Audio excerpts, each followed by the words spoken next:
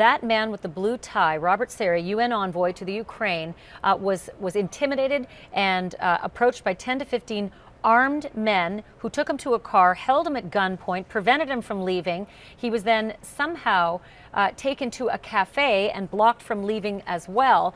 And I can tell you that there was a representative from ITV who was with him at the time, who has been sending out a series of tweets that may give us some resolution to this.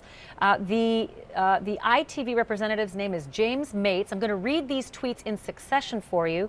First one is, Robert Seri has now agreed to go straight to the airport and end his mission in Crimea. The second tweet is, crowd chant Russia, Russia as UN envoy leaves coffee shop and scrambles into waiting car. The third tweet is, path of envoy's car blocked by protesters chanting Putin, Putin. Fourth tweet came out, car moves slowly off to cries of Crimea, Russia. The fifth tweet, Robert Seri finally on his way to the airport, police having forced a way through an angry crowd. And the last tweet that James Mates from ITV sent out, very unpleasant incident over. Robert Seri said, very happy to leave Crimea if it helped de-escalate the situation. We're also getting some reporting that Mr. Seri requested that the ITV representatives remain with him. I can only presume that that is for his safety, or at least for his communication channels to the outside world. But the picture that you're seeing is courtesy of ITV.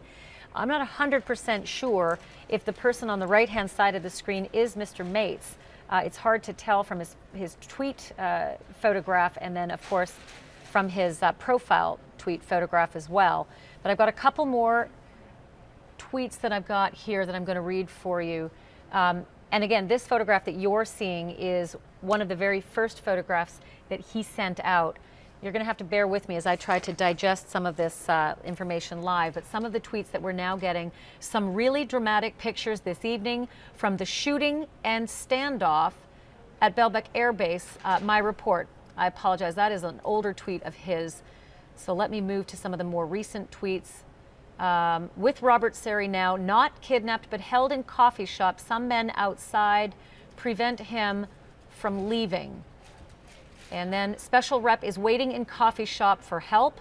He asked us to stay with him and keep filming.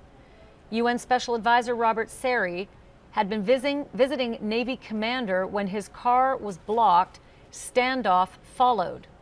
Next tweet, he refused to go with the men blocking the car, got out, and walked until he found coffee shop. He asked ITV News team to stay with him. Next tweet, UN Special Envoy Robert Seri's assistant says she saw at least one man with a gun among group who blocked his car. Now that's different from some of the other reporting that is 10 to 15 armed gunmen.